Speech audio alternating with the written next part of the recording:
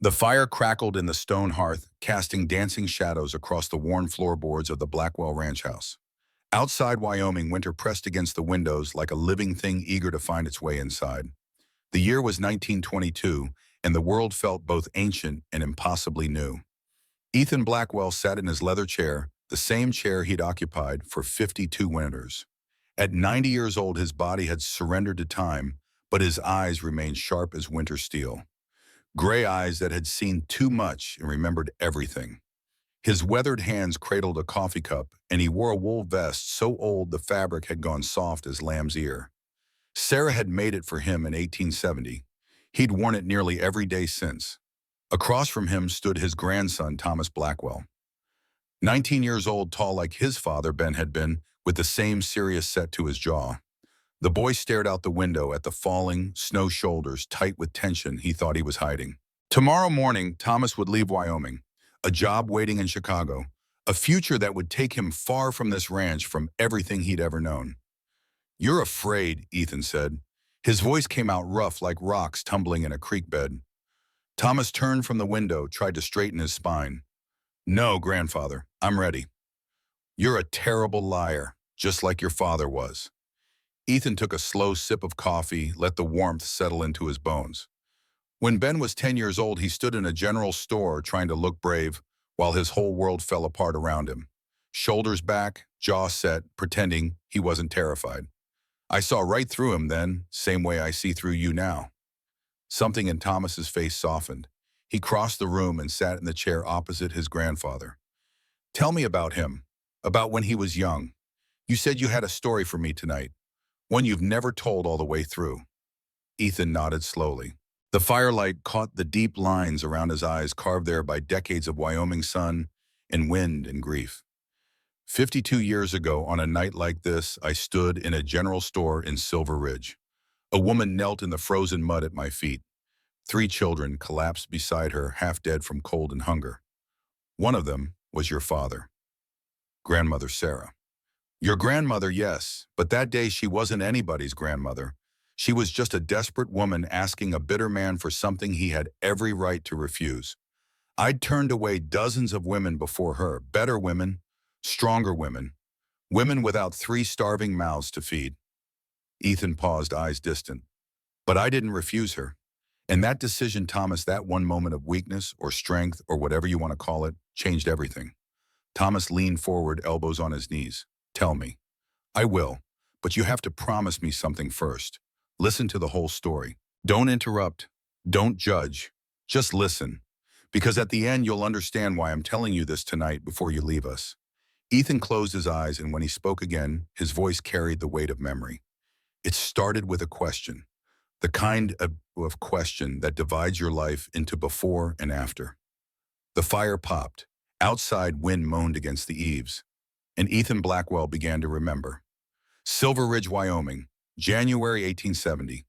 The cold came down from the mountains like judgment, settling into the valley with teeth that bit through wool and leather and found the bone beneath.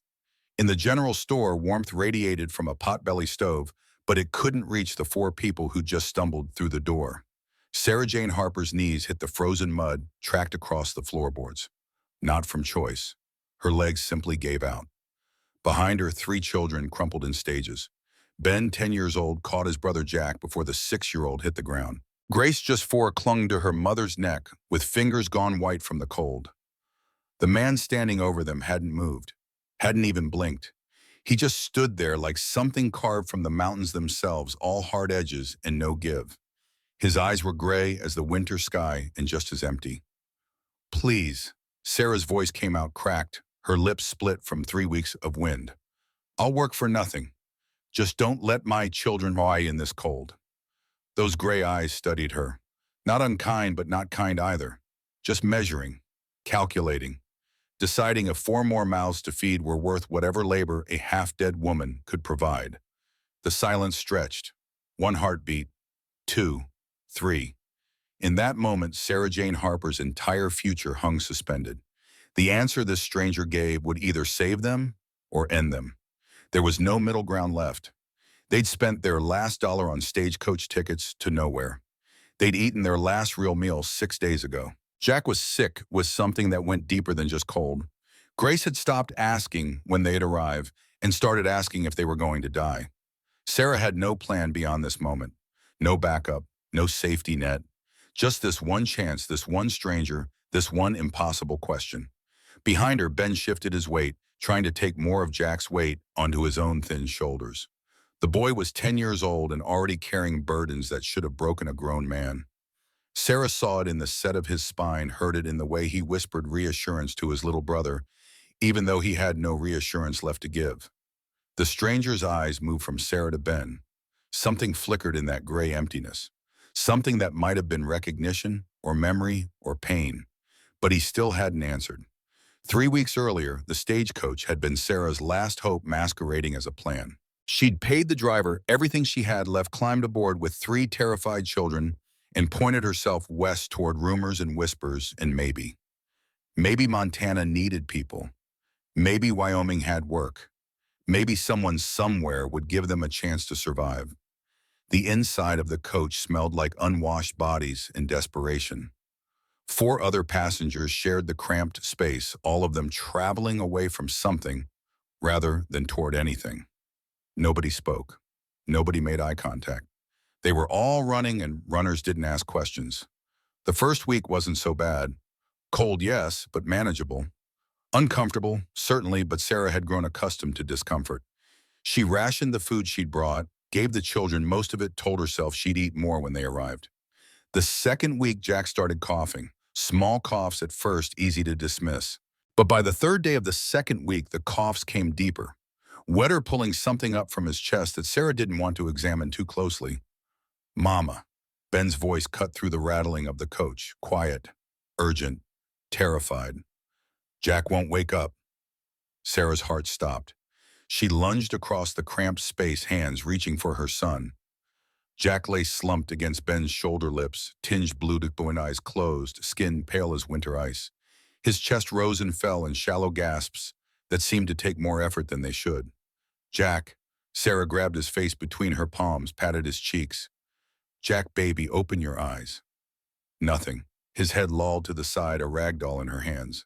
"Jack." Harder now, more urgent. "Jack, please." His eyelids fluttered. A weak cough rattled up from his lungs. Then his eyes opened, unfocused, and glassy pupils weak and strange. "Mama," he whispered. "I'm so cold." Sarah pulled him against her chest, wrapped him in every piece of fabric they had. Her coat, Ben's thin jacket, the threadbare blanket they had been sharing, Grace's shawl. She layered it all on him, rubbing his arms, his back, trying to generate heat through friction, because there was no other heat to be had. "Mama," Grace's voice was small, frightened. "Are we going to do it?" The question hit Sarah like a fist to the stomach. She looked at her daughter's face, at Ben's hollow cheeks, at Jack's blue lips, slowly returning to something like normal color. 3 weeks on this stagecoach. 3 weeks of watching her children fade like funnels running out of wick. "No baby." Sarah's voice came out steady. She had no idea how. "We're not going to die. We're almost there." But where was there? Sarah had no answer. Just rumors. Just hope. Just the desperate, clawing need to believe that somewhere ahead, someone would help them. The stagecoach lurched to a stop as Silver Ridge, said the driver hollered. "End of the line." Sarah moved before she could think. Grabbed Grace with one arm, pulled Jack up with the other. "Ben, stay close." She kicked the door open and half fell into the frozen street. The cold hit her like a wall. Not the manageable cold of the coach, but something alive and malicious. Something that wanted to kill them. It sliced through her thin coat, found her bones, made her gasp for air that burned going down. Her legs buckled. She caught herself on the side of the coach, kept Grace from hitting the ground. Ben grabbed her arm, steadied her. "I got you, Mama." 10 years old and already the man of the family because his father was dead and someone had to be strong. Sarah hated what survival had made of her son, hated more that she couldn't change it. "The general store." Sarah spotted it across the street. "We need to get inside." They moved together, 4 bodies pressed close, sharing what little warmth they had. Grace's arms wrapped around Sarah's neck, so tight it hurt to breathe. Jack stumbled with every step, Ben half carrying him. Sarah's lungs burned with each frozen breath. The bell above the store door jangled as Sarah pushed through. Warmth hit her like a physical force. A pot-belly stove in the corner threw heat in waves. Grace made a sound, something between a psalm and a sermon, and pressed her face deeper into Sarah's shoulder. Help you. The woman behind the counter had iron gray hair and eyes that missed nothing. Her gaze swept over them, taking in the patched clothes, the hollow faces, the desperation that clung to them like a smell. Sarah knew what the woman saw. She'd seen that look in 4 towns already. Charity case? Burden? Problem. I need work. Sarah kept her voice level, though her legs threatened to give out again. Boarding for myself and my children. I can cook, clean, mend. Anything you need done. You got money, Amo? Not much. Then I can't help you. Please, Atue. Sarah's voice cracked despite her best efforts. There has to be someone hiring, anyone. The woman, Mrs. Hayes, according to the name stitched on her apron, shook her head slowly. Winter's coming hard, and it's coming fast. Every ranch in 50 miles already has their help hired on. She paused, something flickering across her face. Nobody's looking for a woman with 3 mouths to feed. The words landed like stones. Ben's hand found Sarah's squeezed tight. She squeezed back, held on like his small hand was the only thing keeping her upright. I understand. Sarah heard her own voice from somewhere far away. Is there at least somewhere we can get warm just for an hour? Then we'll move on. Mrs. Hayes's face softened, but only slightly. Look, I wish I could help. I truly do. But this town doesn't have resources for everyone who comes through looking for mercy. The door opened behind them. Cold air rushed in, and with it, a presence that seemed to fill the entire store. Sarah turned. The man stood in the doorway like he'd been carved from the mountains behind the town. Tall, broad across the shoulders, dark hair beneath a weather-beaten hat. A beard trimmed close to a jaw that looked like it had never learned to smile. But it was his eyes that stopped her. Gray, cold, empty. The eyes of a man who'd stopped feeling a long time ago if he'd ever felt anything at all. He looked at Sarah, looked through her more like, then dismissed her entirely and walked to the counter as if she and her children were nothing more than furniture cluttering his path. Blackwell? Mrs. Hayes's voice shifted, became careful, almost nervous. Wasn't expecting you today. Need supplies. His voice was rough with disuse, like a tool left to rust. Wire, nails, coffee. He moved past Sarah like she wasn't there, like her children weren't there, like they were ghosts already and he was the only living thing in the room. Something broke inside Sarah, or maybe something finally hardened. Wait. The word came out before she could stop it, sharp, demanding. He paused, didn't turn around, just stopped, one hand reaching for the counter. Are you hiring? Silence, 1 heartbeat, 2, 3, 4. No, still didn't turn around, just that single word, flat and final. I can work. Sarah stepped forward. Her voice didn't shake. She wouldn't let it. Any work. I'm not asking for charity, just a chance to earn shelter for my children. Now he turned. Those gray eyes swept over her with the same assessment Mrs. Hayes had given, but colder, more thorough. He looked at Ben, standing rigid at her side, trying so hard to be brave. Looked at Jack, swaying on his feet, skin still too pale, breathing still too shallow. Looked at Grace's face pressed against Sarah's neck, only her eyes visible, wide and frightened. I said no. Then we're not done. We're not. Something shifted in his expression. Not anger exactly. More like confusion, as if he wasn't used to people pushing back. As if the word no usually ended conversations, and he didn't know what to do when it didn't. Ma'am, he said, and there was a warning in it. Sarah ignored the warning. She'd come too far, survived too much to be stopped by a warning from a stranger. My children haven't eaten a real meal in 6 days. Her voice stayed level, but something raw bled through anyway, something she couldn't quite control. My son almost died of cold on that stagecoach an hour ago. My daughter asked me if we were going to tea, and I couldn't tell her no with any certainty. She stepped closer, close enough to see the lines around his eyes, the old grief buried beneath the emptiness. Close enough to see that he wasn't as cold as he pretended. Nobody was that cold. Not really. I'm not asking you to save us. I'm asking you to let us work for the right to save ourselves. The store had gone silent. Mrs. Hayes stood frozen behind the counter. The few other customers had stopped pretending not to listen. Even Grace had stopped whimpering. The stranger this man called Blackwell stared at Sarah for a long moment. Then his gaze dropped to Jack. The boy had started shaking again, lips losing color, eyes struggling to focus. Your boy. Blackwell's voice changed. Something cracked beneath the ice. He's sick. He's cold and hungry. Sarah kept her voice firm. He'll be fine once I can get him somewhere warm. He needs a doctor. He needs food and shelter. I can handle the rest. Blackwell studied her face, searching for something. What Sarah didn't know. She only knew she had to meet his eyes without flinching, had to show him strength, even though she had none left. Survival was 90%, acting 10% prayer. What's your name? Sarah Jane Harper. This is Ben, Jack, and Grace. Your husband. Dead. 2 years now. And you came here alone with 3 children. I came here because I had nowhere else to go. Something flickered in those gray eyes. Recognition, maybe. Like looking into a mirror and seeing your own desperation staring back. I don't run a charity, he said. I'm not asking for one. Work on my ranch is hard. Harder than anything you've done. I've buried a husband and kept 3 children alive through poverty that would have broken most men. Try me. The challenge hung in the air between them. Mrs. Hayes made a small sound, something like shock or admiration or both. Blackwell's jaw tightened. His hands, large and scarred from years of labor, curled at his sides. When he spoke again, his voice carried the weight of a decision he wasn't sure about, but was making anyway. My ranch is 8 miles north. You work from before dawn until after dark. You do what needs doing without complaint. The children stay out of the way. Sarah's heart hammered against her ribs so hard she was sure everyone could hear it.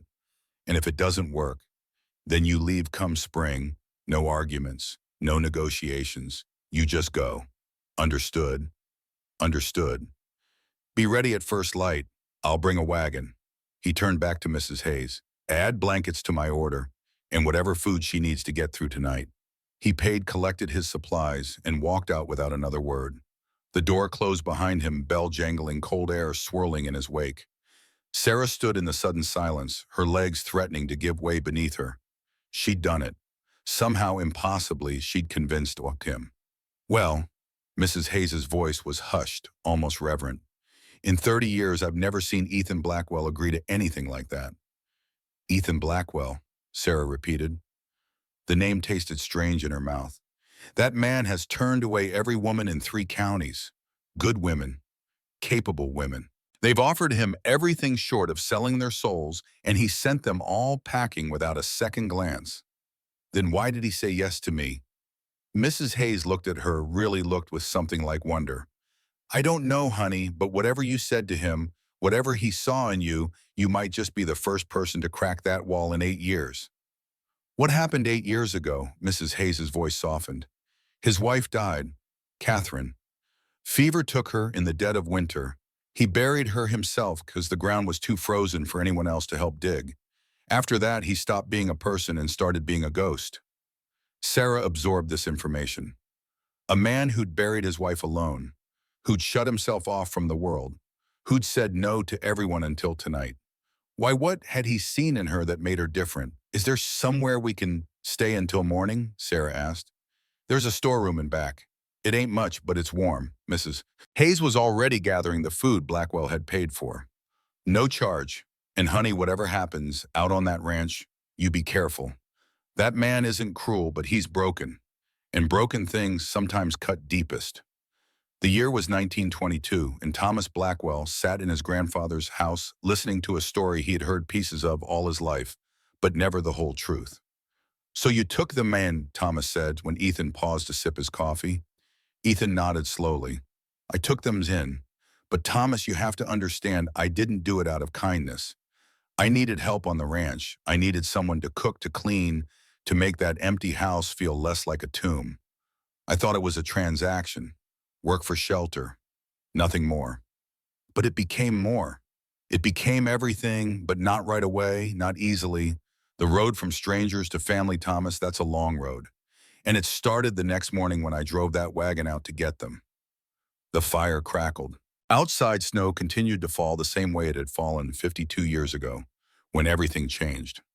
Dawn broke gray and bitter over Silver Ridge. Sarah woke before light washed the children's faces as best she could, did what she could to make them presentable.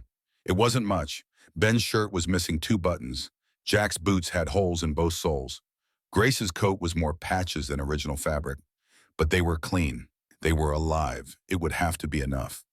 The wagon rolled to a stop in front of the general store just as the sun crept over the mountains. 2 heavy draft horses stood in their traces, breath steaming in the cold. Ethan Blackwell sat on the seat, reins loose in his hands, face unreadable beneath his hat. He didn't greet them, didn't smile, just waited. "Get in the back," Sarah told the children. "Stay together for warmth." She helped them up, made sure they were settled among the supply crates and grain sacks wrapped in the blankets Ethan had bought. Then she climbed up beside him on the driver's seat. He glanced at her, surprise flickering briefly across his face. "Most people ride him back." "I'm not most people."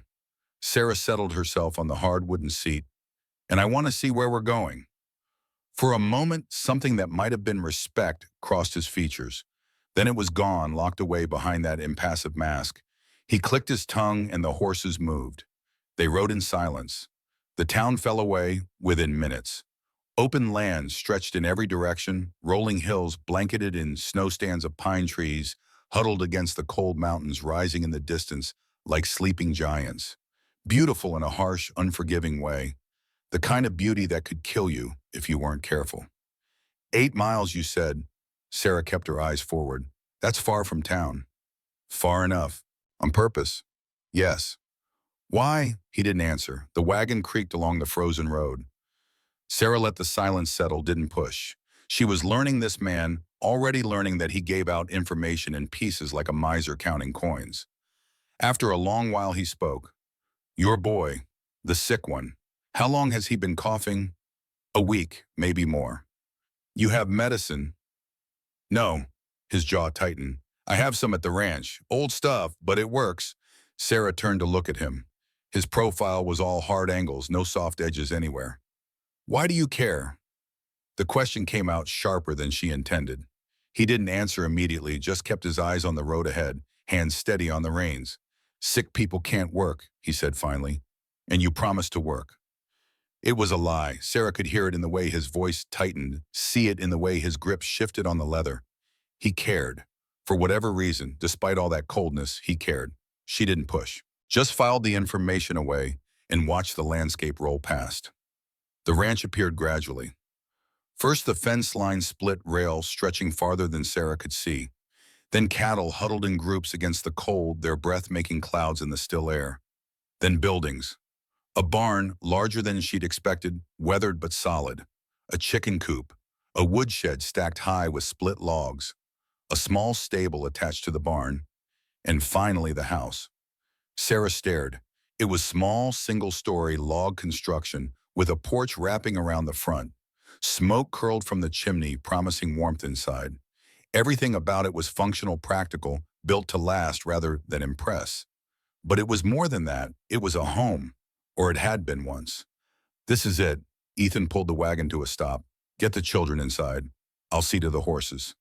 He climbed down and walked toward the barn without looking back. Sarah sat for a moment, staring at the house. Her children's faces appeared over the wagon's edge. "Mama," Ben's voice was cautious. "Is this it?" "This is it." "It's small. It's warm." Grace peeked out, eyes wide. "It looks nice." "Nicer than the stagecoach," Jack said. Sarah helped them down, took their hands and walked toward the house that would either save them or break them. She opened the door and stepped inside, then stopped cold. The house was empty, not of furniture, but of life. A main room with a stone fireplace, a table with 4 chairs, a kitchen area with a cast iron stove radiating blessed heat, 2 doors leading to other rooms, a rifle mounted above the fireplace, a clock on the mantel, and nothing else. No decorations, no photographs, no signs that anyone actually lived here except the bare necessities of survival, except the books. Sarah noticed them immediately, a shelf beside the fireplace filled with more volumes than she'd seen since leaving Missouri. History, poetry, novels, a Bible with worn edges. "There's books," Jack breathed. Wonder filled his voice. Mama, look at all the books. I see them, baby. The front door opened. Ethan stepped inside, stomping snow from his boots. Your room's through there. He gestured to one of the doors. Mine's the other one. Don't go in it. Sarah nodded. Understood. Kitchen's stocked. You can make breakfast while I show your boy the barn. Which boy? Ethan's gaze went to Ben. Something passed between them. Assessment, sizing each other up. The older one, if he's willing to learn. Ben straightened shoulders going back. That too serious expression hardened into something like determination. I'm willing. Then come on, work doesn't wait. They left together, the silent rancher and the boy trying too hard to be a man. Sarah watched them go, then turned to face the kitchen. She had work to do. And more than that, she had a life to build from nothing. Again. The stove was temperamental. Sarah learned this the hard way when her first batch of biscuits came out black on the bottom, barely cooked on top. But she adjusted the way she always adjusted. By the time footsteps approached from outside, she had coffee made, bacon, fried eggs, scrambled, and biscuits that were actually edible. The door opened. Ethan and Ben came in together, both red-cheeked from cold. But Ben looked different. His eyes were brighter. His shoulders weren't quite so hunched. And when he looked at Sarah, there was something new in his face. Hope. He showed me the horses. Ben said, words tumbling out faster than she'd heard him speak in months. They're huge, Mama. And the barn has a loft, and there are chickens. And he said I can help feed them tomorrow and learn about ranching and everything. He stopped, flushed, but the light didn't leave his eyes. Sarah looked at Ethan. He stood by the door, hanging up his coat, acting like he hadn't just given her son the first real joy he'd felt in 2 years. Thank you, she said quietly. He didn't acknowledge it, just moved to the table and sat down. They ate. The children devoured the food like they'd forgotten what real eating felt like. Jack had seconds. Grace cleaned her plate. Even Ben, who usually ate like a bird, asked for more bacon. Ethan ate in silence, but Sarah noticed he watched the children. Watched their faces. Something unreadable in his expression. When breakfast was done, he stood. There's mending in my room. Clothes that need fixing. You can work on them in your room. Sarah nodded. After that, the house needs cleaning. Proper cleaning. Hasn't been done in... He stopped, swallowed hard. A while. 8 years, Sarah thought. 8 years since his wife died. 8 years of living alone in this house full of ghosts. I'll take care of it, she said. He nodded once sharp, then turned to Ben. You ready for more work? Ben jumped up so fast he nearly knocked over his chair. Yes, sir. Something flickered across Ethan's face. Pain, maybe, or memory. Don't call me sir. Ethan's fine. Then they were gone again, and Sarah stood in the quiet kitchen, surrounded by dirty dishes and the smell of bacon, feeling something she hadn't felt in longer than she could remember. Safety. Not trust, not yet, but safety. For the first time in 2 years, she wasn't running. For the first time in 2 years, she had a place to stand. It would have to be enough. The days fell into rhythms. Sarah learned the house through work and observation. The stove needed the damper adjusted every hour. The floors creaked in 3 specific places.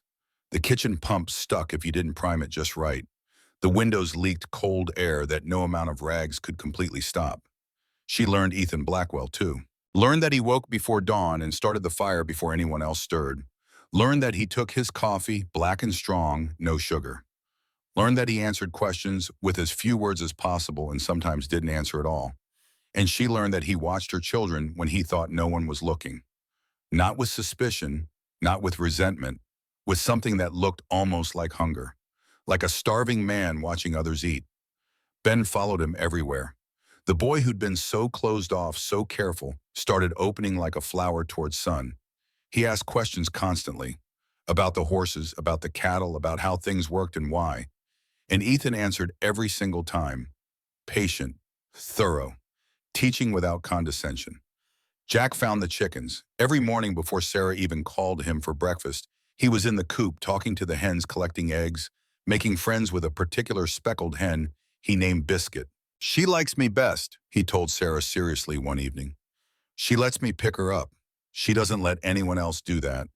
And shy Grace, who'd been so frightened for so long, started venturing closer to Ethan. One afternoon, Sarah heard through the window, "Why do you talk to the horses?" Ethan's voice was too low to hear clearly, but then Grace's response bright with understanding. Like when Mama holds me and doesn't say anything. Sarah looked out to see her daughter's small hand resting on Ethan's knee. Grace had never touched him before. And Ethan, this man who seemed to have forgotten how to connect with people, sat very still as if afraid any movement might break the spell. 3 weeks after they arrived, Sarah woke to screaming. Not human screaming. Wind. Wind that howled against the house like a living thing, rattling windows, finding every crack and gap and filling them with cold. She was out of bed before she fully woke in the main room before she could think. Ethan stood at the window fully dressed, staring out at something that looked like the end of the world. "What's happening?" Sarah asked. He turned. "Blizzard? Bad one. Came in faster than I expected." He grabbed his coat from the hook. "Fence is down in the north pasture. The cattle will freeze." "I'm coming with you." "No. You can't do this alone. You'll die out there." "So will you. And if the cattle die, we all die anyway. This isn't about heroics. It's about survival." He stared at her, that gray gaze searching her face. Whatever he found made him nod. "Get dressed. Warmest things you have. 2 minutes." The storm was like nothing Sarah had ever experienced. Wind that knocked her sideways. Snow that fell so thick she couldn't see her hand in front of her face. Cold that bit through her borrowed coat and found her bones within seconds. She stayed close to Ethan, followed his dark shape through the white nightmare, trusted him to know the way when she couldn't see anything. Inside the barn, they saddled horses with fingers already going numb. Ethan handed her a coil of rope.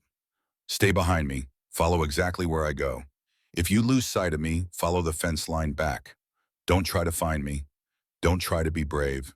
Just survive. Understand? I understand." They rode out into hell. Time stopped meaning anything. There was only the horse beneath her, the shape of Ethan ahead, the endless assault of wind and snow and cold. Her fingers went numb first, then her face, then something deeper. A core coldness that settled into her chest and made every breath a battle. But she didn't stop. Couldn't stop. The cattle appeared like phantoms, dark shapes huddled against a broken section of fence, lowing in distress. Sarah worked beside Ethan, holding boards while he nailed them, passing him wire, helping shove confused cattle back from the breach. She didn't feel her hands anymore. Didn't feel much of anything except the desperate need to keep moving, keep working, keep going. When the fence finally held, when the last cow was turned back toward shelter, Ethan grabbed her arm. She couldn't see his face through the snow, couldn't hear his voice over the wind, but she felt his hand. Solid, real, alive. In the barn afterwards, Sarah's legs finally failed her. She slid off the horse and crumpled into the straw, unable to stand, barely able to breathe. Ethan was there, arms around her, lifting her up. "Can you walk?" "I don't know." "Try." She tried. Her legs were wooden, unresponsive, but she forced them to move. Ethan kept his arm around her waist, took most of her weight, got her inside. The house was warm. Ben had kept the fire blazing. Jack and Grace were curled together on the rug asleep. Ethan guided her to the chair by the fireplace. "Sit, I'll get coffee." Ben appeared in the bedroom doorway, face white. "Mama, I heard the storm and you were gone and I thought—" His voice broke. Sarah held out her arms. Ben crossed the room and threw himself against her, holding on like he'd never let go. "I'm here," she murmured into his hair. "I came back." "Don't do that again. Don't ever do that again." "I can't promise that." "Why not?" "Because sometimes the things worth protecting are worth risking everything for." Ethan returned with coffee, saw them holding each other, stopped. Something crossed his face. Pain, maybe, or longing. Then it was gone. "You didn't quit," he said. His voice was rough. "Out there, you didn't quit Oshwin. Was that in doubt? Most people would have stayed in pain where it was safe." "I'm not most people." Something shifted in his expression. The wall cracked just a little. "No, you're definitely not." The year was 1922. The fire had burned low. Outside, the snow had stopped falling. "That was when you knew," Thomas said softly. "Knew what?" "That you loved her." Ethan shook his head. "No, not then. Then I only knew she was strong, that she didn't quit, that I didn't want her to leave. But love Thomas, I'd locked my heart away so tight for so long that even when it started to open, I didn't recognize what was happening." "When did you know?" "Not long after. When they came." "Who?" The people who wanted to take Grace, the Whitfields, and that's when everything truly began. Ethan stood, walked to the window, looked out at the snow-covered ranch. But that's a story for tomorrow night. You need sleep. Tomorrow will be your last day here for a long time. Thomas stood too. Grandfather, thank you for telling me, even though it's not finished. It will be finished, son, but first you need to rest, and I need to remember. Remember it right. Because the lesson in this story, the reason I'm telling you now, that's what I need you to carry with you when you leave us. Thomas nodded, started toward his room, then stopped. Grandfather, one more thing. What's that? Did you ever regret it, saying yes to grandmother that day?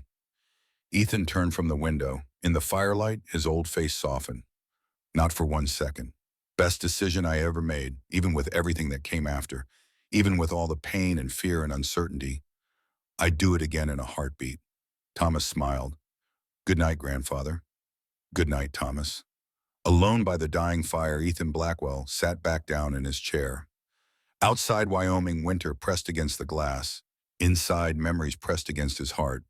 Memories of a desperate woman and 3 starving children. Memories of walls cracking and ice melting. Memories of learning slowly and painfully how to be human again. Tomorrow night, he'd tell Thomas the rest. About the Whitfields in the custody battle. About standing in a courtroom and begging a judge not to take their daughter away. About learning that family isn't about blood, it's about who shows up when the world falls apart. But tonight, he just sat and remembered Sarah's face the first time he saw her, kneeling in the mud, asking for a miracle. And somehow, impossibly, he'd said yes. Outside, the Wyoming night deepened. Inside, an old man closed his eyes and let himself feel it all again. The cold, the fear, the first fragile shoots of hope pushing up through frozen ground. Tomorrow would bring its own stories, its own truths. Tonight was for remembering. The second night, Thomas arrived at his grandfather's study before the old man had even settled into his chair. Outside, fresh snow covered yesterday's tracks, the world reborn in white. Inside, the fire had been laid, but not yet lit. Thomas took care of it himself, striking the match, coaxing flame from tinder, building warmth the way Ethan had taught him years ago. Eager tonight, Ethan observed from the doorway. He carried 2 cups of coffee, steam rising in the cold air. You left me hanging. Grandfather, a woman and 3 children arrive at your ranch. You saved them from a blizzard. And then you said people came to take Grace away. Thomas accepted the coffee, waited while Ethan lowered himself into his chair, with the careful movements of a man whose bones remembered every hard winter. I couldn't sleep for thinking about it. Good. Ethan settled back, wrapped his weathered hands around his cup. A story that lets you sleep easy isn't worth telling. The ones that keep you awake, that make you turn them over in your mind, those are the ones that teach you something. He paused, eyes distant. What happened next, Thomas? It tested everything. Tested whether Sarah and I were strong enough. Tested whether the bonds we'd built could hold under pressure. And it started not with violence, but with something worse. It started with waiting. The fire crackled to life. Ethan's face in the firelight looked carved from stone, but his eyes were bright with memory. The letter came on a Tuesday, he said. Changed everything. 5 days after Ethan left for Cheyenne, Sarah had fallen into the rhythms of the ranch so completely, it was hard to remember a time before. She woke before dawn, started the fire, put coffee on. By the time Ethan emerged from his room, the kitchen was warm and breakfast was cooking. They'd exchange a nod, nothing more, and he'd take his coffee to the porch while she finished the meal. Small rituals, simple patterns, the bones of something being built. Ben had transformed. The boy who'd arrived hollow-eyed and hunched now stood straighter, talked more occasionally, even laughed. He followed Ethan everywhere, absorbing knowledge like drought-parched earth, drinking rain.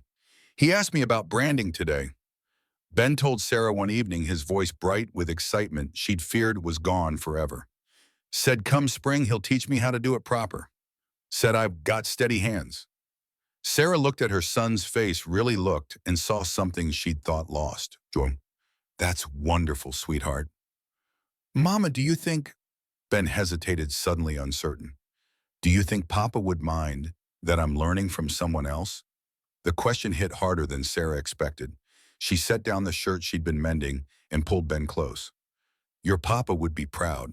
He'd be proud that you're learning, that you're growing, that you're becoming the man he always knew you could be. He wouldn't mind at all. You promise. I promise, Bondas. Ben nodded slowly, then quieter. I still miss him, but it doesn't hurt as much as it used to. Is that bad? No, baby? That's healing. That's exactly what it's supposed to feel like. Jack had found his place too. The chickens had become his domain. He collected eggs each morning with the seriousness of a banker counting gold, reported to Sarah about each hen's mood and productivity, and had lengthy conversations with Biscuit that he refused to share with anyone else. She tells me secrets, he explained when Grace asked. I can't repeat them. That would be rude. And Grace had bloomed in unexpected ways.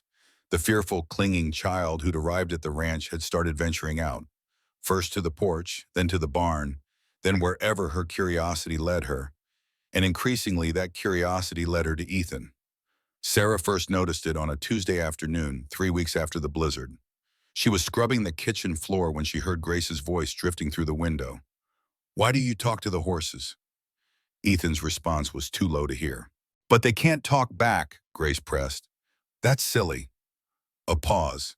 Then Ethan's voice slightly louder. Sometimes the best listeners are the ones who can't talk back. They just hear. No judgment, no advice. Just hear. Oh, Grace considered this with the gravity only a 4-year-old could muster. Like when Mama holds me and doesn't say anything. Something like that. Do the horses like you? I reckon they tolerate me. What's tolerate mean? It means they put up with me even when I'm difficult. Are you difficult? A long pause. Then so quiet, Sarah barely caught it, sometimes. Yes. Sarah set down her brush and moved to the window. Ethan sat on an overturned bucket outside the barn, a harness in his hands that he was supposedly repairing. Grace stood beside him close enough that her small hand rested on his knee. Sarah had never seen her daughter touch him before, had never seen Ethan allow anyone to touch him. I think the horses like you, Grace said decisively, and Biscuit likes you too. Jack said so. Did he now? Uh-huh. He said you're quiet, nice, not loud, nice like Papa was. He said that's the best kind of person. Ethan's hand stilled on the harness. Your brother's a smart boy. I know. Grace's tone was matter of fact. Mama says he gets it from Papa, but I'm smart too. Ben says I'm smart, just different smart. What kind of smart are you? Heart smart. Grace tapped her chest. I know when people are sad, even when they pretend they're not. She tilted her head, studying Ethan's face with unsettling intensity. You're sad a lot, but you're getting at this, that's sad, I can tell. Sarah held her breath. Ethan was silent for a long moment. When he spoke, his voice was rough. You might be the smartest person I've ever met, Grace Harper. Grace beamed. Mama says that too, but I think she's just being nice. I'm not being nice, I mean it. Oh. Grace processed this. Then, can I help you fix the harness?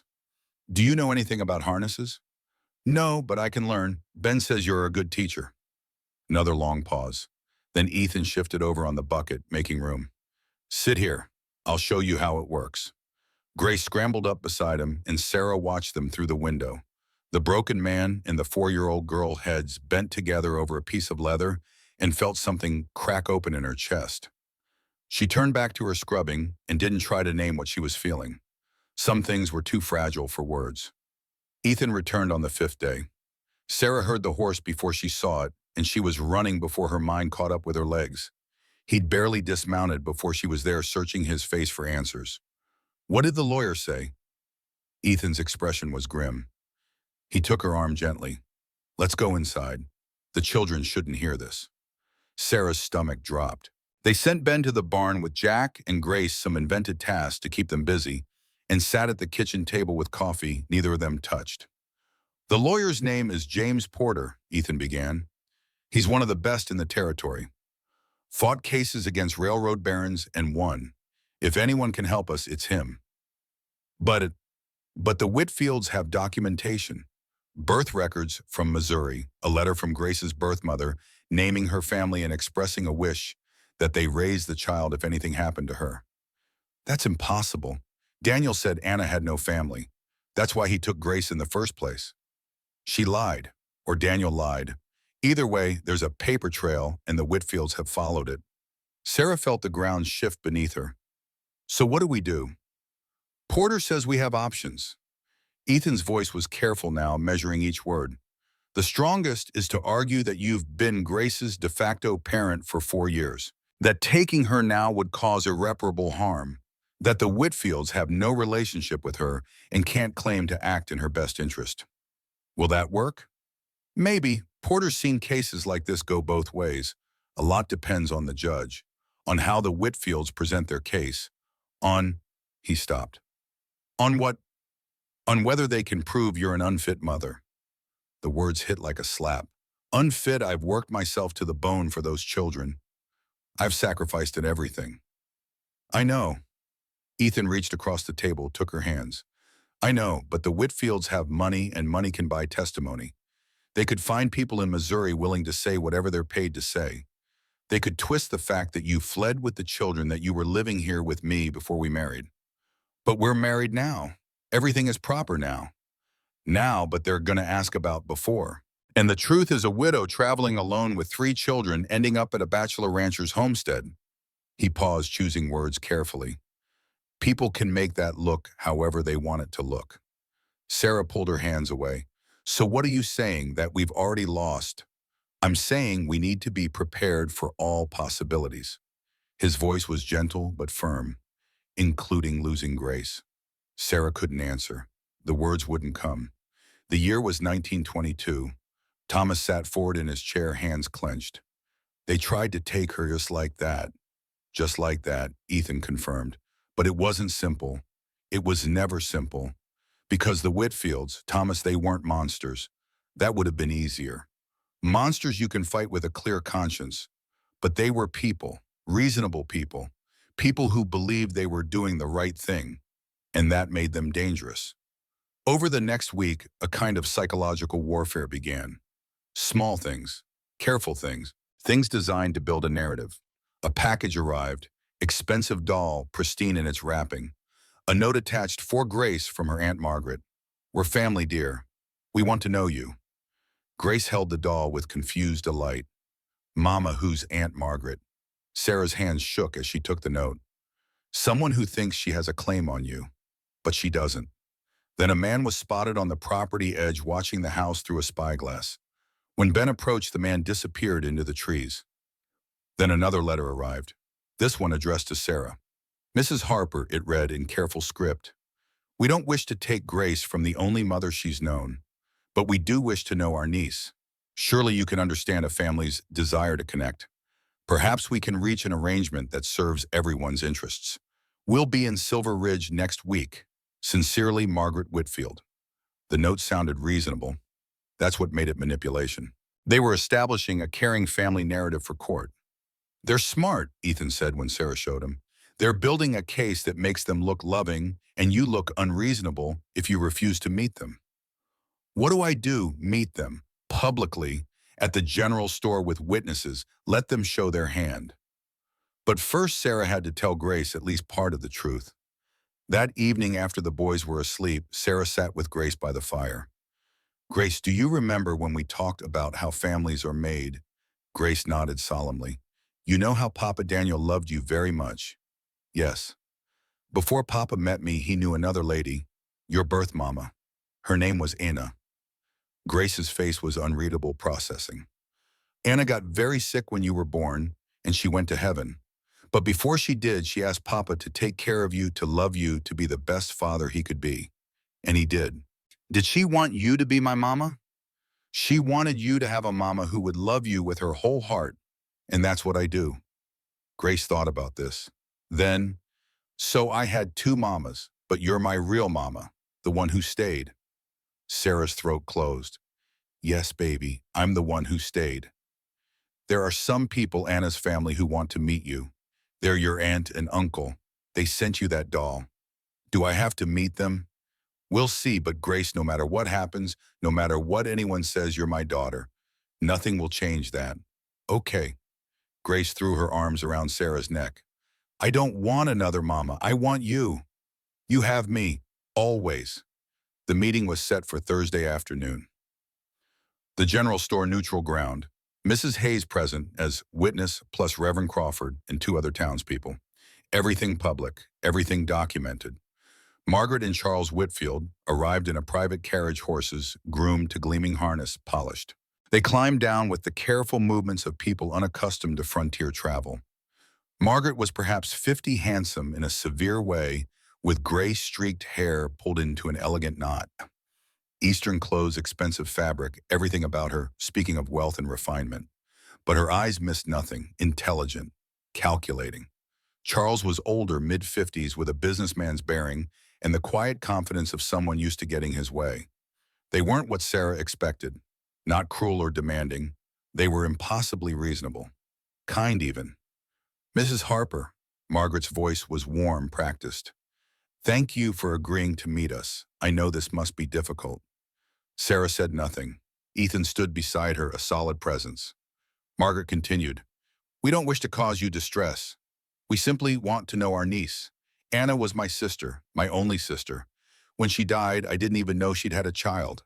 If I had known, her voice cracked with what seemed like genuine emotion, I would have moved heaven and earth to help her. Anna didn't want your help, Sarah said. She ran away from you. Charles spoke calm and measured. Anna ran away from our father. He was controlling, difficult.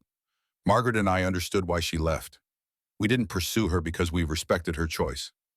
Then why pursue Grace now? Margaret's eyes softened. Because Anna's gone and Grace is all we have left of her. We're not trying to replace you, Mrs. Harper. We simply want to be part of Grace's life. Surely there's room for that. It sounded reasonable. That's what made it dangerous. Grace doesn't know you. She's been through enough upheaval. I won't confuse her by introducing strangers claiming to be family. Margaret's face hardened slightly, the first crack in the pleasant facade. We're not strangers. We're blood. That means something, Mrs. Harper, legally and morally. Ethan stepped forward. Mrs. Harper is Grace's legal mother. She's raised her for 4 years. No court is going to tear a child from the only parent she's known. Charles interrupted, still calm but steely underneath. We have documentation proving Grace is Anna's daughter. We have Anna's letter expressing wishes that family raise her daughter, and we have resources to ensure those wishes are honored. The threat was clear, wrapped in reasonable tone, but unmistakable. Mrs. Hayes interjected, bless her. I was here when Sarah Harper arrived. Those children were half dead from cold and hunger. Sarah brought them back to life. Grace calls her mama. She's happy, healthy, loved. What more do you people want? Margaret turned to Mrs. Hayes, voice dripping false warmth. We want what's best for Grace. Surely that includes knowing her family, benefiting from their resources, having opportunities that a frontier ranch can't provide. Translation. You're poor. We're rich. We win. The meeting ended in stalemate. The Whitfields left with a final warning.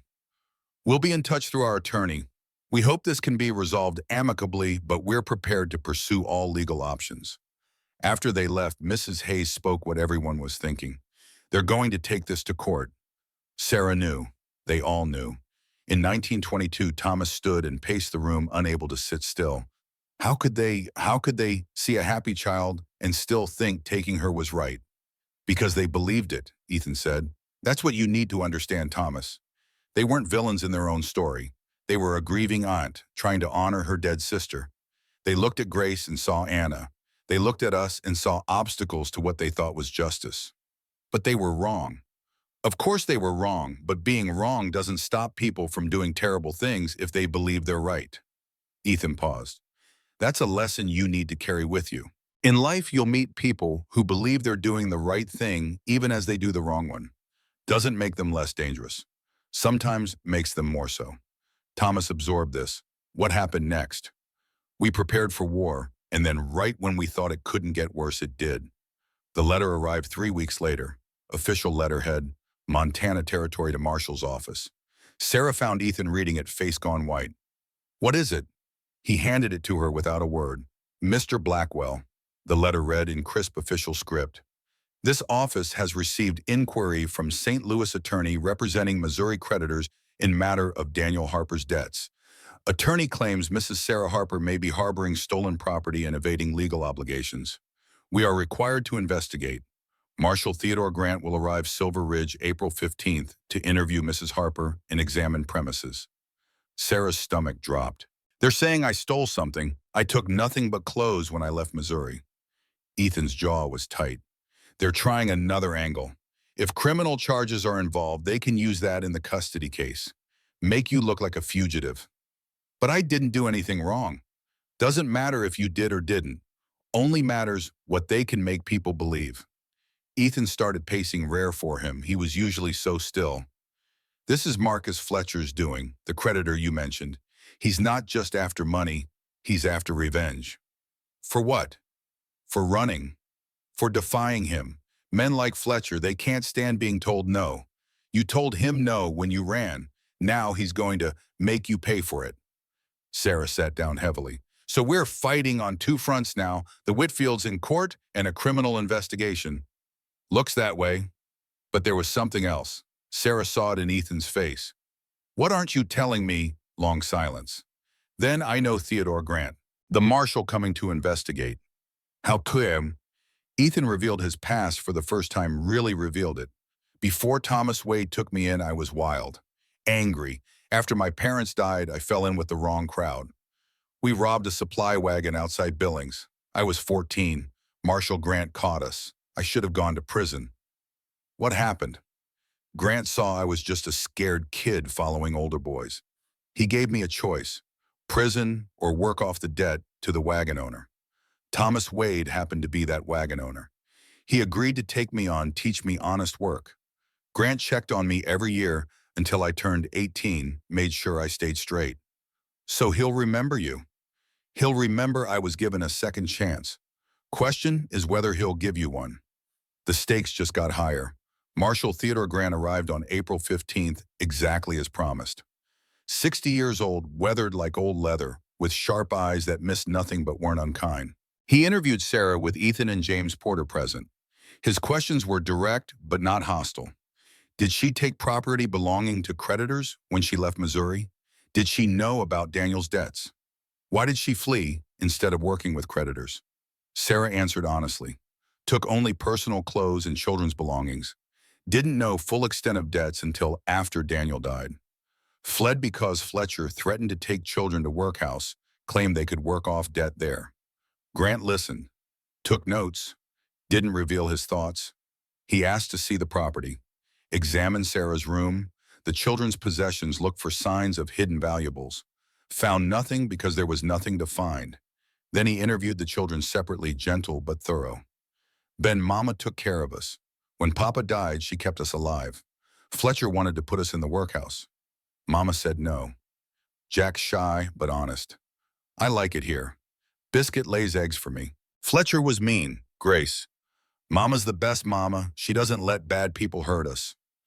After the interviews, Grant sat with Ethan in private. Blackwell, been a long time. Yes, sir.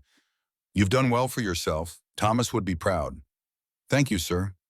This woman and her children, they're important to you. They're my family now. Grant studied him with those sharp eyes. I remember a 14-year-old boy standing in my office, scared out of his mind, but trying to act tough. Thomas Wade saw past that tough act to the good kid underneath. I see the same thing here with Mrs. Harper. Someone backed into a corner, doing what she had to do to protect her children. So you'll drop the investigation. I'll write in my report that I found no evidence of stolen property or criminal intent. Mrs. Harper fled a dangerous situation to protect her children. That's not a crime. Grant paused. However, the custody case, that's different jurisdiction. I can't help there. And Blackwell, you should know the Whitfields have powerful connections. They're not going to let this go easily. We're not backing down either. I figured as much. Grant stood. For what it's worth, I hope you win. Early December brought the first real snow, 6 inches overnight, transforming the ranch into something from a storybook. Despite everything, despite the looming court date, and the threats, and the fear, they celebrated Christmas. Ethan carved gifts in the barn at night the way Catherine had taught him years ago. A wooden horse for Ben, strong and proud. A knife with a bone handle. A wooden chicken that looked remarkably like Biscuit for Jack. A doll with yarn hair and button eyes for Grace. Grace's reaction to the doll broke something in Ethan. She held it carefully, studying its face. I'm going to name her Catherine. That's a pretty name. Ethan's breath caught. His eyes went bright. Sarah had to look away before she started crying too. Ben held his knife like it was made of gold. This is beautiful. This isn't a toy, Ethan said seriously. This is a tool, a man's tool. You treat it right, it'll serve you the rest of your life. Yes, sir. I mean, yes, Ethan. Jack burst out laughing at his wooden chicken, then immediately ran to show Biscuit. She loves it. Look, Mama, she puffed up really big. Sarah had sewn a vest for Ethan from scraps lined with wool for warmth. He stared at it for a long moment, and after unwrapping it, "You made this. It's not much. No one's made me anything in 8 years." He put it on immediately. Wore it every day after. Sarah found Grace at Catherine's grave one afternoon, wildflowers arranged in a careful circle around the marker. "I brought her presents," Grace explained. "Ethan said she was nice. He said she would have liked us. So I wanted to give her something pretty." Sarah couldn't speak, just held Grace's hand as they walked back down the hill. That night, she told Ethan what she'd seen. Grace talks to Catherine. His face went through several emotions. Finally, Catherine would have loved that. She always wanted children. "We tried, but—" He stopped. "She would have been a good mother. I'm sorry she didn't get the chance." "Me too." Pause. "But I think she'd be happy with how things turned out. With you with the children.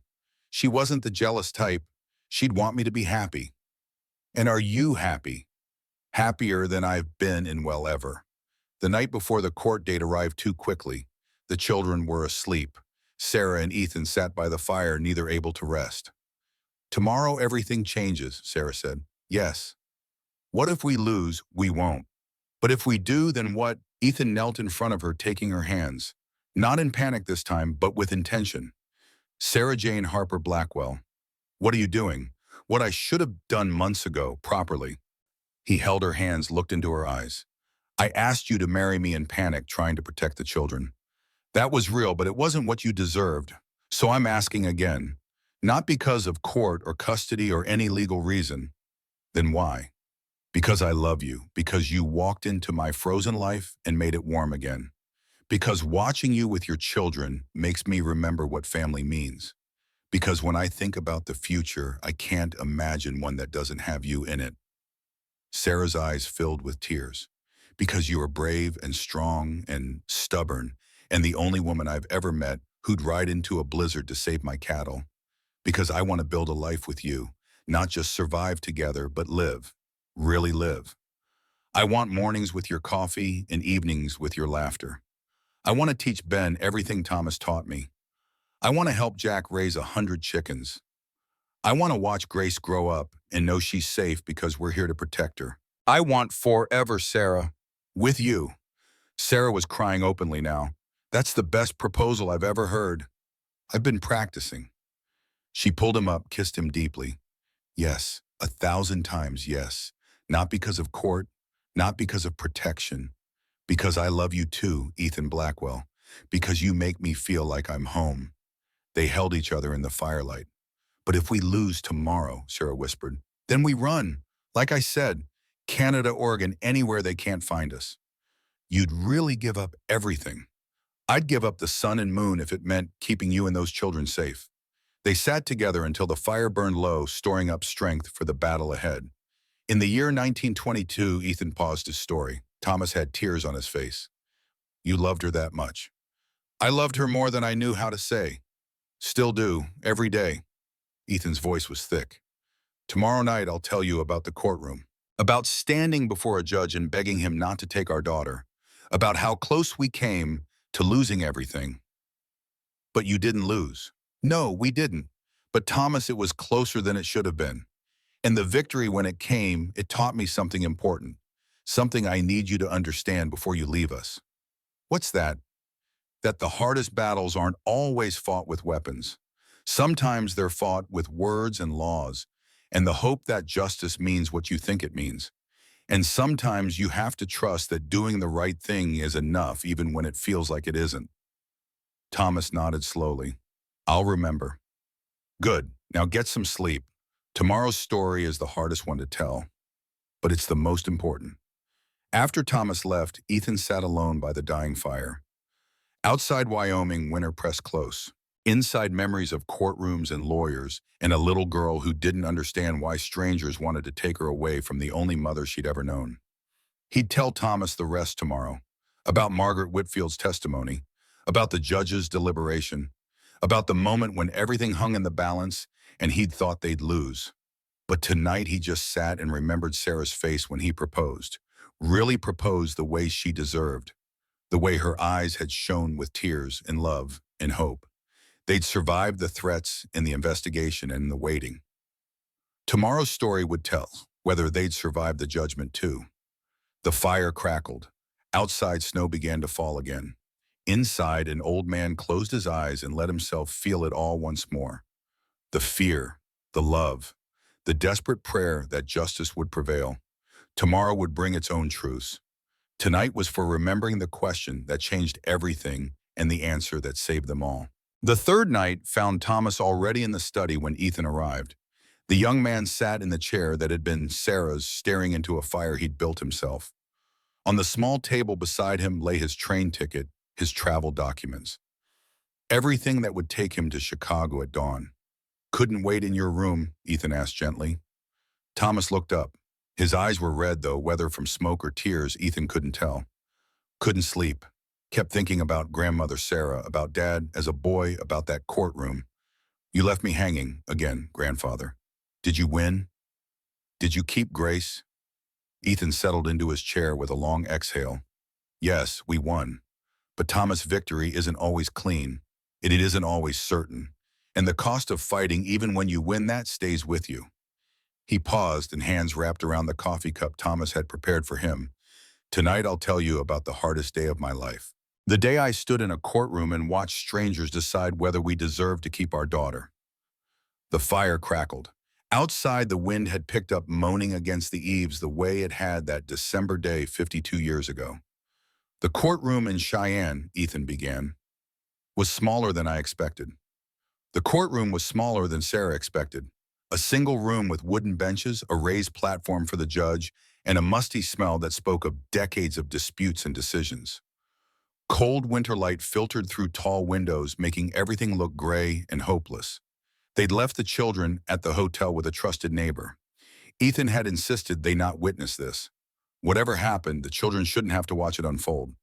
Sarah sat on a hard bench, Ethan on one side, James Porter on the other. Porter had coached her through what to expect, what to say, how to present herself. Now all she could do was wait. Across the aisle, the Whitfields sat in expensive Eastern clothes that made everyone else in the room look shabby. Their lawyer, Benjamin Cartwright, was a small, sharp-faced man who looked like he'd never lost a case in his life and didn't intend to start now. The judge entered. Marcus Webb, white-haired and stern, with eyes that had seen too much human misery to be shocked by any of it. He settled into his chair, shuffled papers, and called the court to order. The room filled with spectators. Word had spread about the case. The desperate widow, the wealthy family, the little girl caught in the middle. People Sarah didn't know lined the benches, their faces curious, sympathetic, or simply hungry for drama. Mrs. Hayes was there to testify. Reverend Crawford, two rancher neighbors, even Marshall Grant sitting in the back observing. Cartwright spoke first, smooth and practiced. He wove a story of a poor orphan child stolen from her rightful family by a desperate widow who'd fled her debts and ended up in the arms of a strange man. He made Sarah sound calculating, made the Whitfields sound loving, made everything sound inevitable. He presented evidence. Birth certificate showing Grace Anna Harper, born May 3, 1866, mother Anna Whitfield, father Daniel Harper. Anna's letter written when pregnant expressing wishes that her family raise her daughter if anything happened. Daniel Harper's death certificate from the mining accident. Documentation of debts Sarah had fled. Evidence of her arrival in Wyoming, her unmarried state when she'd first lived at the ranch. "The facts are clear," Cartwright said, his voice ringing with false sincerity. "Anna Whitfield's wishes were explicit. Family should raise her daughter. Mrs. Harper has no legal right. She's not a blood relation. There was no formal adoption, and her circumstances have been at best unstable. She fled debts in Missouri. She lived unmarried with a strange man before hastily marrying to appear respectable. The child has been exposed to frontier dangers and denied the opportunities her mother's family can provide. He called Margaret Whitfield to testify. She took the stand with practiced grace, dabbed at her eyes with a handkerchief as she spoke about her beloved sister Anna, how they'd been estranged due to their father's controlling nature, how Margaret had regretted losing touch, how devastated she'd been to learn Anna had died without her knowledge. "I just want to know my niece," Margaret said, voice breaking, "to honor my sister's memory by giving her daughter the life Anna wanted for her. Education, opportunity, connection to her mother's family. Is that so wrong?" Porter cross-examined carefully. "Mrs. Whitfield, if you were so devoted to your sister, why did you not search for her when she disappeared?"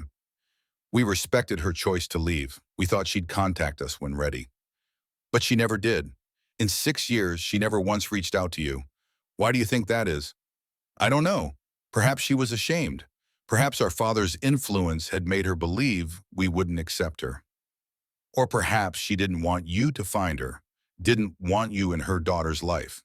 "Objection." Cartwright was on his feet. "Speculation." "Sustained," Judge Webb said.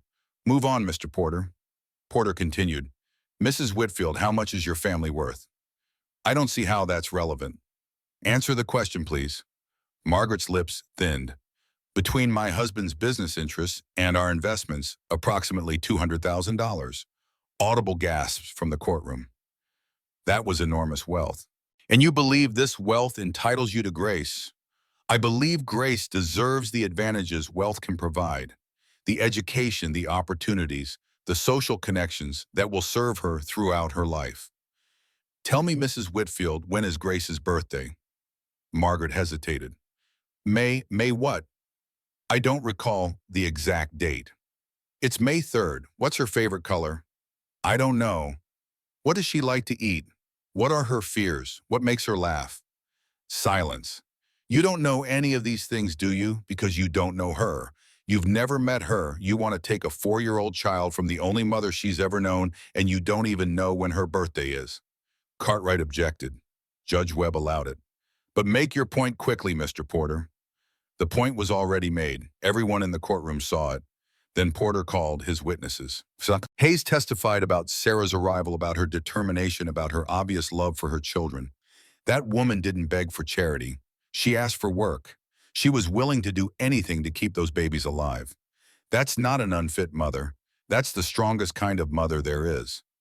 Reverend Crawford testified about the marriage, about the propriety of the household, about the children's well-being. "I've known many families in my years of ministry. The Blackwells are as loving and stable as any I've seen. Those children are thriving." Dr. William Foster testified about examining the children. "They're healthy, well-nourished, showing no signs of abuse or neglect. In fact, they're remarkably well-adjusted considering what they've been through. That doesn't happen by accident. That's the result of consistent, loving care." Then Porter called Sarah. She took the stand with legs that threatened to buckle. Cartwright cross-examined, first trying to rattle her, trying to make her look desperate or unfit or criminal. "Mrs. Harper, you're not Grace's biological mother, correct?" "I'm her mother in every way that matters." "That's not what I asked. You did not give birth to Grace, yes or no?" "No, I did not give birth to her." "And you never formally adopted her?" "No, there was no need. She was my husband's daughter. When I married Daniel, I became her mother." "But legally, you have no claim to her." "I have 4 years of loving her, feeding her, holding her when she cries, teaching her to read, bandaging her scraped knees, singing her to sleep. That's my claim." Cartwright tried to make her running from Missouri look criminal, tried to make her living at Ethan's ranch look improper. But Sarah held firm. She didn't apologize, didn't make excuses, just told the truth. "I fled Missouri because a man threatened to put my children in a workhouse to pay off debts I didn't know existed. I chose to run rather than let my children be enslaved.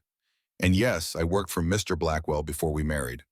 I kept house in exchange for shelter. Everything was proper. I made sure of it." "You're asking this court to believe that a widow and a widower living under the same roof never crossed any lines of propriety," Judge Webb interrupted. "Counsel, if you have evidence of impropriety, present it. Otherwise, move on." Cartwright had no evidence. He moved on, but the damage to his case was visible. Porter's redirect was gentle. Mrs. Harper, tell the court. What was the first word Grace ever said to you? Sarah's eyes filled. Mama. She called me Mama before she could say anything else. How old was she? 20 months. Who taught her to walk? I did. Who held her through fever when she was 2? I did. Who sang her to sleep every night for 4 years? Sarah was crying now, couldn't stop the tears. I did. I did all of it. Not because I had to, because I love her, because she's mine, because I couldn't imagine my life without her in it. Porter turned to the judge. Your Honor, blood is important, but it is not everything. A child is not property to be claimed by whoever can produce the right paperwork. Grace has a mother. She's had one for 4 years, her entire memory. Removing her now wouldn't be justice. It would be cruelty. Then came the moment no one expected. Porter called Ben Harper to the stand. In 1922, Ethan paused. Thomas was leaning forward so far he was almost out of his chair. Dad testified he was only 10. He was 10, Ethan confirmed, but he insisted, said he wanted the judge to know, said he had things to say that needed saying. Ethan's voice thickened. I argued against it, told Porter it was too much pressure for a child. But Ben wouldn't be swayed. He had his mother's stubbornness even then. Thomas smiled through tears. That sounds like Deb. It was the bravest thing I've ever seen. Ben Harper walked to the witness stand with his back straight and his jaw set, 10 years old and trying so hard to be strong. Sarah started to stand to object to protect her son from this, but Ethan's hand on her arm stopped her. Let him, Ethan whispered. He needs to do this. Cartwright objected immediately. Your Honor, this child is too young to testify. Judge Webb studied Ben for a long moment. I'll allow it, but keep it brief, Mr. Porter. Porter approached the stand gently. Ben, do you love your mother? Yes, sir. Do you want to stay with her? Yes, sir. What about Grace? Do you want Grace to stay with your family? Ben's voice shook but held. Grace is my sister. She's always been my sister. When Papa died, I promised him I'd take care of Mama and my brother and sister. I promised I'd be the man. That's a big responsibility for a 10-year-old. It is, Porter agreed softly. I know, but Mama never made me feel like I had to do it alone. And when we came here, Mr. Ethan, he showed me I don't have to be the man yet. I can just be a boy a little while longer. If the court takes Grace away, what would that do to your family? Ben looked directly at Judge Webb. His voice was clear and strong. It would break us, sir. Not just Mama, all of us. Grace is the one who makes us laugh when things are hard. She's the one who reminds us to be happy. If you take her, you're not just taking her from Mama. You're taking her from me and Jack, too. You're taking away our sister, our family. He turned to look at Margaret and Charles Whitfield. I know you think you are doing the right thing. I know you loved Grace's first Mama. But Grace doesn't know you. She knows us. She's happy with us. If you really love her, you'll let her stay where she's loved. The courtroom was silent, completely silent. Even Cartwright didn't cross-examine. What could he say? How could he attack a 10-year-old boy defending his family? Ben stepped down, walked to Sarah. She pulled him close, buried her face in his hair. Ethan put his hand on Ben's shoulder. You did good, son. Son. The first time he'd said it out loud in public. Ben looked up at him with wet eyes. Did I help? You helped more than you know. Judge Webb spoke. I've heard compelling arguments from both sides. This is not an easy decision. He paused, looking from the Whitfields to Sarah and back. The law recognizes the importance of blood relation, but it also recognizes the bonds formed through care and upbringing. Sarah couldn't breathe. Her heart pounded so loud surely everyone could hear it. The Whitfields have presented documentation establishing Grace's blood connection to their family. However, they have had no contact with the child for 4 years. They've made no effort to support her, raise her, or participate in her life in any meaningful way. Margaret's face tightened. Mrs. Harper, by contrast, has been Grace's mother in every practical sense since the child was 18 months old. She has fed, clothed, educated, and loved her. Multiple witnesses have testified to the strength of their bond and to Mrs. Harper's fitness as a parent. Porter's hand tightened on the table edge. Sarah felt dizzy. Blood is important, Judge Webb continued, but it is not everything. A child is not property to be claimed by whoever can produce the right paperwork. A child is a human being with relationships and attachments that must be considered. The pause stretched forever. It is the ruling of this court that Grace Anna Harper, now Grace Harper Blackwell, shall remain in the custody of her mother, Sarah Jane Harper Blackwell, and her stepfather, Ethan Blackwell. The petition of the Whitfield family is denied. For a moment, Sarah didn't understand. The words didn't make sense. Then Ethan grabbed her hand, and Porter was smiling, and somewhere behind her, someone started clapping. They'd won. Grace was theirs, forever. Sarah broke down completely. Great heaving sobs that she couldn't control and didn't want to.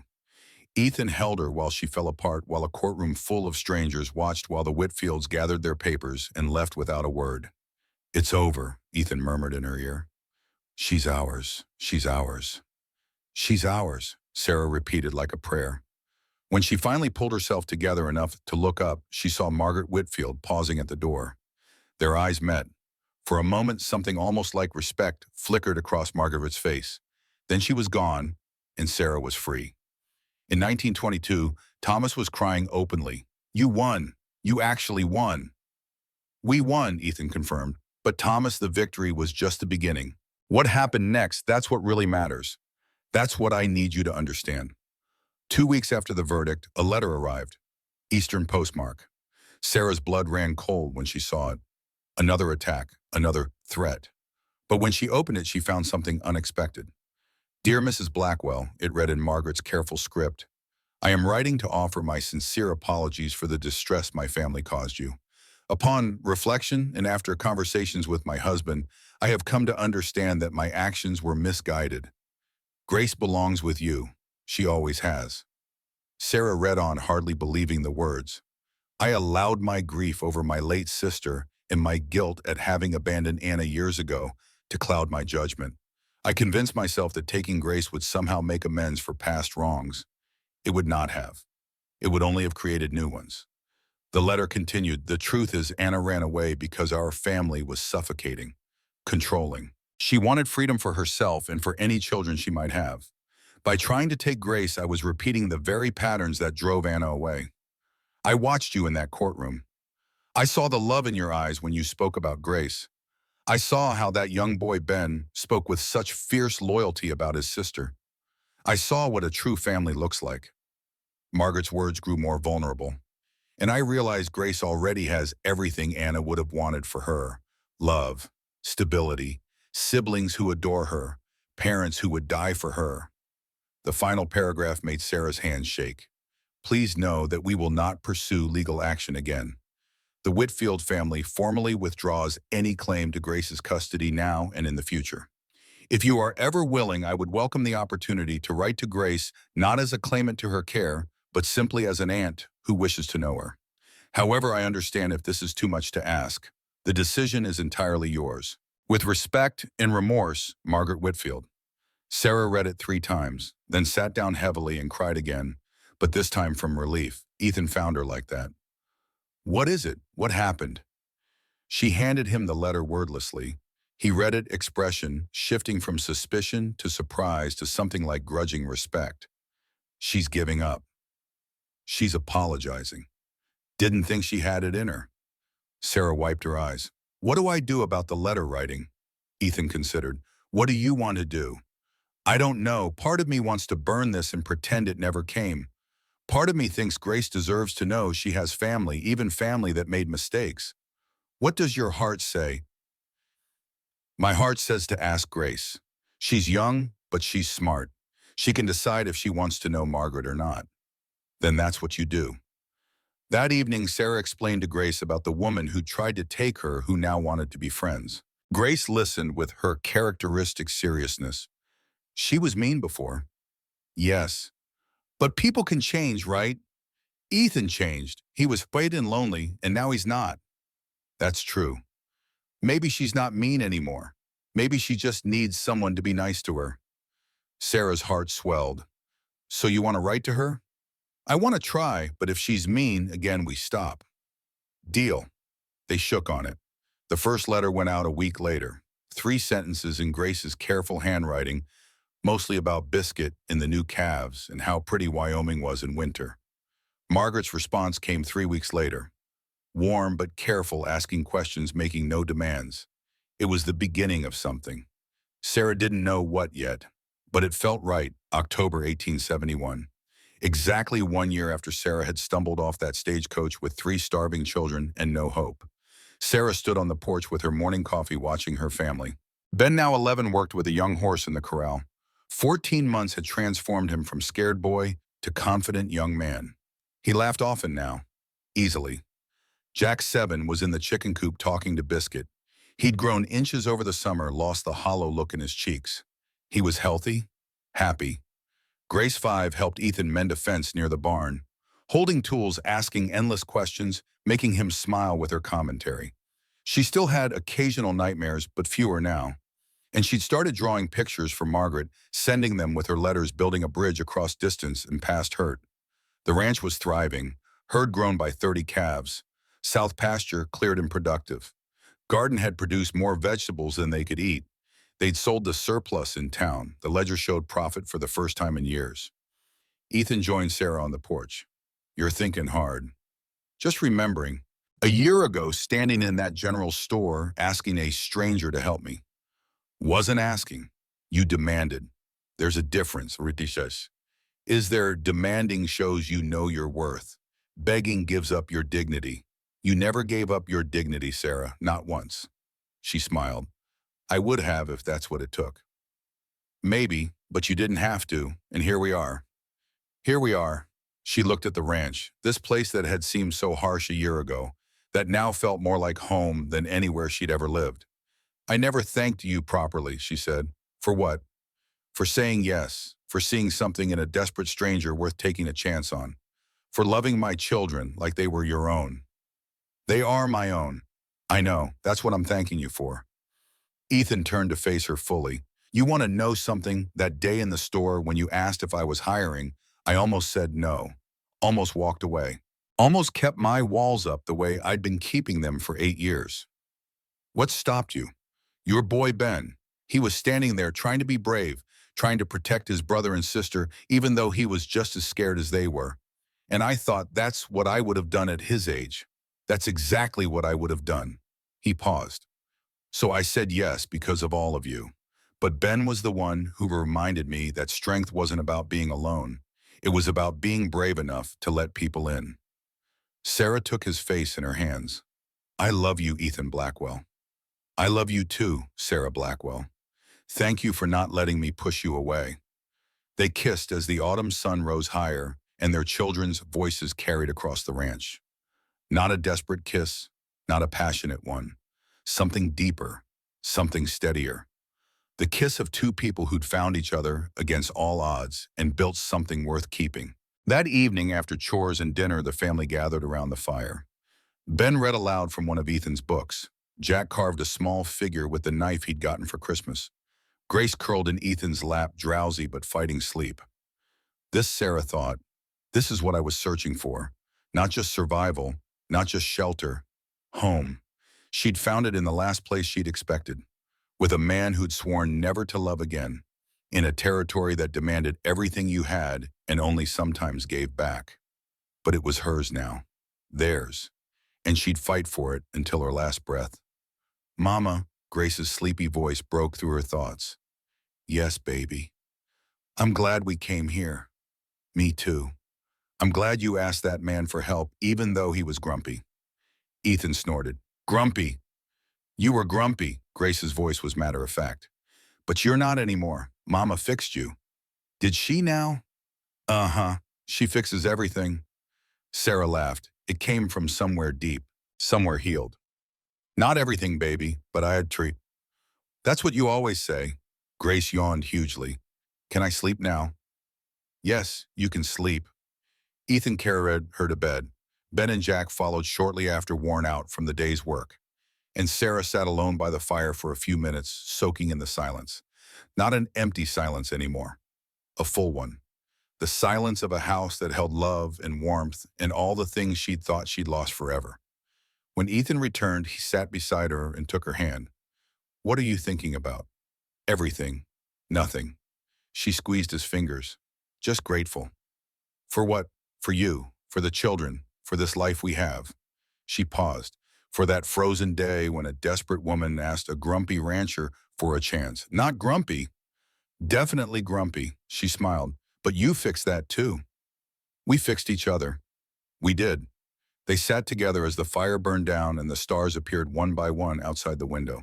Not just surviving, living, loving, home. In 1922, Thomas sat with tears streaming down his face. That's beautiful, grandfather. That's the most beautiful thing I've ever heard. Ethan nodded slowly. It was beautiful. It is beautiful. 52 years later, and I still wake up grateful every morning that Sarah walked into that general store, that I said yes, that we built this life together. But grandmother's gone now. She passed 3 years ago. Pneumonia took her quick. 1 week she was fine, the next she was gone. Ethan's voice was steady but thick. But Thomas, even knowing the pain of losing her, I wouldn't trade a single day. Not one, because those 50 years we had together, they were everything. Thomas wiped his eyes. Why are you telling me this now, before I leave? Ethan leaned forward, his old hands reaching for his grandson's young ones. Because tomorrow you're leaving Wyoming, heading to Chicago, to a new job, to a future we can't predict.